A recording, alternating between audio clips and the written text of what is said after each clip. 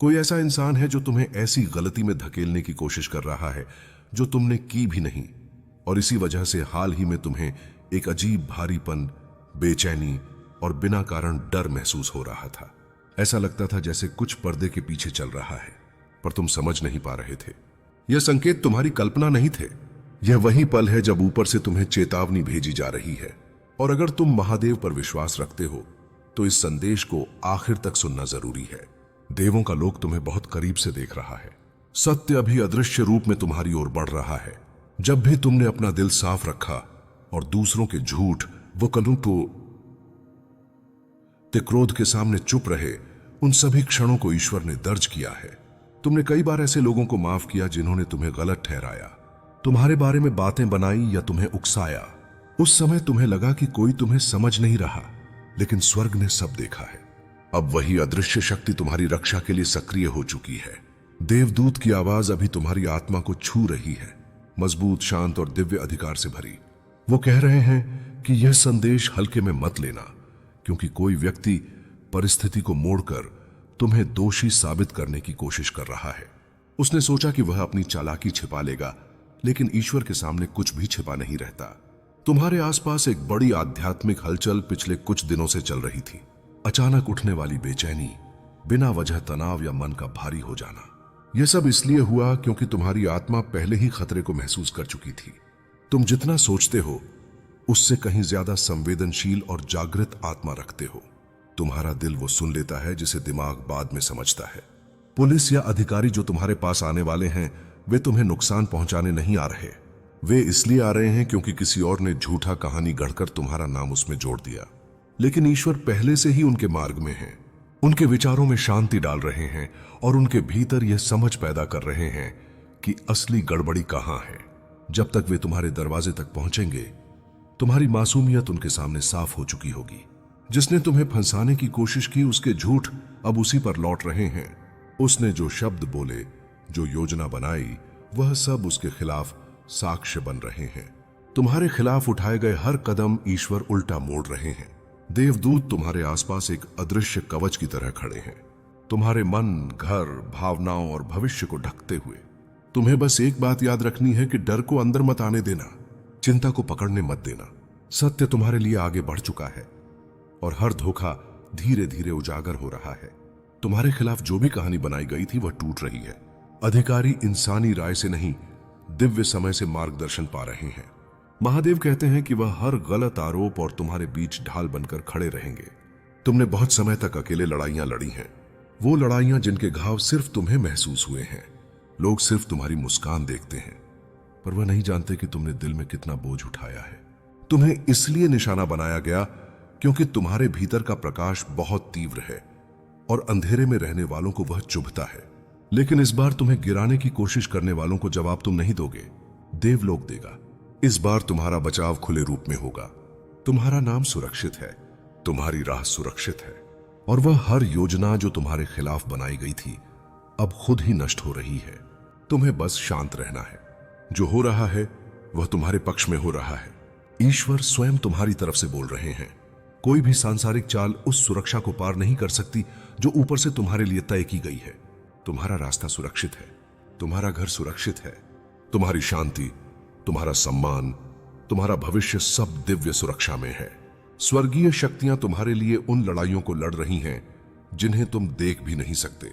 वे तुम्हारी प्रतिष्ठा को संभाल रही हैं, उन लोगों की आवाज बंद कर रही हैं जो तुम्हारे खिलाफ बोलना चाहते थे, और उन चेहरों को दूर कर रही हैं जो दोस्त बनकर आए थे लेकिन मन में ईर्ष्या लिए हुए थे। वे उन अदृश्य बंधनों को तोड़ रही हैं जो तुम्हारी एनर्जी को कमजोर कर रहे थे। अभी तुम्हारे जीवन के हर हिस्से पर दिव्य कवच फैला हुआ है। महादेव कहते हैं गहरी सांस लो, क्योंकि ईश्वर पहले ही काम कर रहा है। गलतफहमियां साफ हो रही हैं, झूठ सामने आ रहे हैं। जो तुम्हें नुकसान पहुंचा था वही चीज अब तुम्हारे लिए गवाही बनकर खड़ी होगी। परमेश्वर परिस्थिति को पलट रहा है।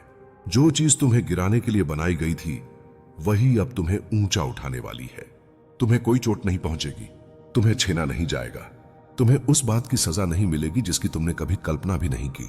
देवलोक अभी कहानी को फिर से लिख रहा है और इस बार इसका अंत तुम्हारे पक्ष में होगा।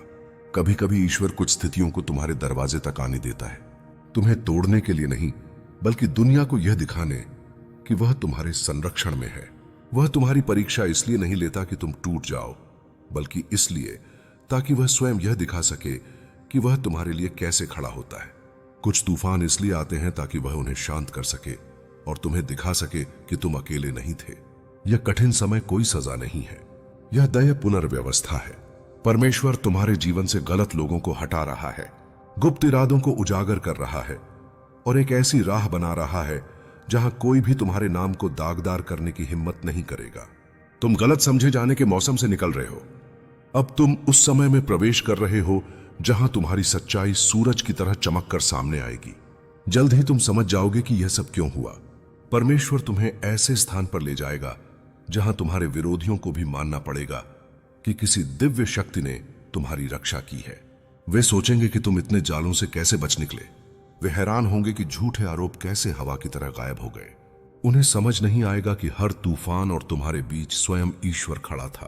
तुम्हारी प्रार्थनाओं ने स्वर्ग को छुआ है। हर बार जब तुमने कहा, हे ईश्वर मेरी रक्षा करो, देवदूत चल पड़े। हर बार जब तुमने कहा, मुझे आप पर भरोसा है, आगे का रास्ता साफ हो गया। जो लोग तुम्हें फंसाने की कोशिश कर रहे थे, उनके झूठ अब उन्हीं पर लौटेंगे। उनका असली चेहरा छिप नहीं पाएगा। उनके गिराए हुए बीज अब उनके सामने ही उगेंगे। जो लोग तुम्हारे खिलाफ कहानी बनाकर खड़े थे, वे खुद अपनी बातों में उलझ जाएंगे। जो तुम्हें दोष देना चाहते थे, वे खुद बेनकाब होंगे, क्योंकि समस्या तुम नहीं थे। समस्या वो प्रकाश है जो तुम्हारे भीतर है। तुम्हारी सच्चाई उन दिलों को चुभती है जो अंधेरे में जीते हैं। तुम्हारी ईमानदारी उन लोगों के लिए खतरा है जो सच से डरते हैं। तुम्हारी शक्ति उन लोगों को असहज करती है जो तुम्हें कमजोर देखना चाहते हैं। लेकिन तुम चुने हुए हो, तुम सुरक्षित हो, तुम अजय हो। महादेव कहते हैं, मुझ पर भरोसा रखो, मुझसे जुड़ के रखो। बहुत जल्द हर चीज स्पष्ट हो जाएगी। यह कठिनाई वह द्वार है जो तुम्हें एक बड़े अध्याय में ले जा रही है। ईश्वर तुम्हारे जीवन में सही लोगों को ला रहा है। ऐसे लोग जो सच्चे हैं, जो सहयोग करते हैं, जो अराजकता नहीं लाते, जो तुम्हारी जीत पर खुश होते हैं और जो तुम्हारी उसी तरह रक्षा करते हैं जैसे तुम दूसरों की करते हो। कई खतरों को परमेश्वर ने पहले ही तुम्हारे मार्ग से हटाया है, जिनका तुम्हें पता भी नहीं चला। जिसने तुम्हें फंसाने की कोशिश की थी, उसका पर्दाफाश स्वर्ग में पहले ही हो चुका है और जल्द ही धरती पर भी सबके सामने होगा। तुम एक नए अध्याय में कदम रख रहे हो, जहां तुम्हारे नाम के साथ कोई खेल नहीं कर सकता, जहां आशीर्वाद तुम्हारी ओर बढ़ रहा है, जहां विश्वास तुम्हारी ढाल बन चुका है। तुम्हारा दिल बहुत समय से चुपचाप दर्द झेल रहा था, लेकिन अब वह समय समाप्त हो रहा है। अब तुम्हारी बारी है चमकने की। तुम सुरक्षित हो, तुम संरक्षित हो और तुम्हारे खिलाफ उठी हर आवाज अब खामोश हो जाएगी, क्योंकि परमेश्वर तुम्हारे साथ है। परमात्मा तुम्हारे धैर्य का फल लौटा रहा है। वो तुम्हारे अंदर की वो ताकत फिर से बना रहा है जो परिस्थितियों में टूट गई थी। तुम्हारा आत्मविश्वास, तुम्हारी कीमत, तुम्हारा सुकून सब वापस दिया जा रहा है। देवदूत फिर कहते हैं, इस संदेश को हल्के में मत लेना। लेकिन इस बार उनकी आवाज में कठोरता नहीं, एक ऐसी कोमल दिव्यता है जो सीधे तुम्हारी आत्मा तक पहुंचती है। तुम अकेले नहीं हो। अभी इसी क्षण तुम्हारी सुरक्षा की जा रही है। बस प्रक्रिया पर भरोसा रखो। जो कुछ परमेश्वर कर रहा है वह तुम्हारे भले के लिए है। प्रार्थना करते रहो, मन स्थिर रखो, सत्य खुद सामने आएगा। जिस चीज ने तुम्हें तोड़ने की कोशिश की थी, वही इस बात का प्रमाण बनेगी कि ईश्वर ने कभी तुम्हारा साथ नहीं छोड़ा। तुम सुरक्षित हो, तुम्हें कोई खतरा नहीं। तुम चुने हुए हो और तुम्हारे साथ कुछ भी गलत नहीं होने वाला, क्योंकि परमेश्वर उस स्थिति में पहले ही पहुंच चुका था जब तुम्हें उसके बारे में पता भी नहीं था। वो तुम्हारी उस सांस में बोलता है जो चिंता के बीच भी तुम्हें शांत करती है। उस विचार में बोलता है जो भ्रम को काटकर तुम्हें सही दिशा दिखाता है। उस शांति में बोलता है जो अचानक दिल पर उतर आती है। महादेव कहते हैं, यह संदेश सामान्य नहीं है, यह तुम्हारे लिए भेजा गया है। देवदूत इसके आसपास खड़े हैं। उनकी उपस्थिति मजबूत है और उनकी बात सुनते ही अदृश्य लोक हिल उठता है। वे आदेश देते हैं, ध्यान से सुनो, इसे नजरअंदाज मत करो, क्योंकि तुम्हारे आसपास कुछ ऐसा चल रहा है जो तुमने पूरी तरह देखा नहीं है। कोई तुम्हारे नाम को मोड़कर पेश करने की कोशिश कर रहा है। तुम्हारी सच्चाई और इरादों को गलत दिशा में दिखाने की कोशिश कर रहा है। कोई व्यक्ति ईर्ष्या, नाराजगी और अंदरूनी कड़वाहट रखता है, लेकिन ऊपर से शांत और मधुर बना हुआ है। वे एक कहानी बना रहे हैं जो सच नहीं है, एक झूठ गढ़ रहे हैं जो कमजोर है। फिर भी सोचते हैं कि इससे तुम्हें नुकसान हो सकता है। लेकिन महादेव कहते हैं, जो अंधेरे में बोला गया है, जो फुसफुसाया गया है, जो चाले पीठ पीछे चली गई, सब दिख रहा है। तुमने शायद महसूस किया होगा किसी के व्यवहार में बदलाव, अचानक दूरी या वो अजीब सी चुप्पी जो दिल को खटकती है।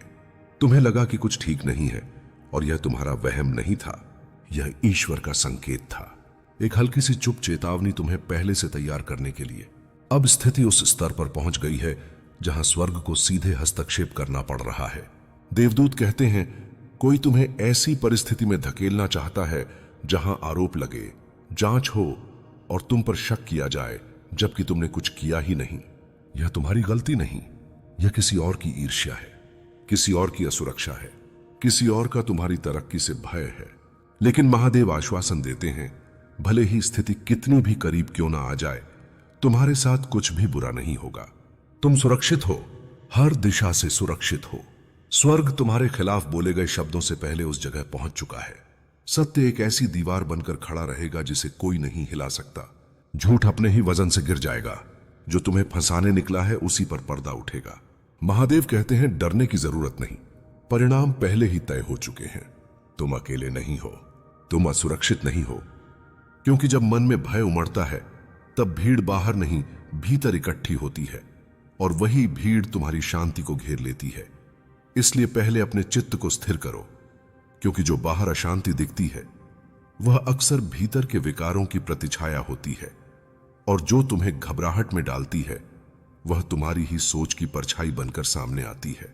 मैं यह नहीं कहता कि हर आवाज सच है ना हर शोर खतरा, पर मैं यह अवश्य कहता हूं कि विवेक खो देना ही सबसे बड़ा संकट है।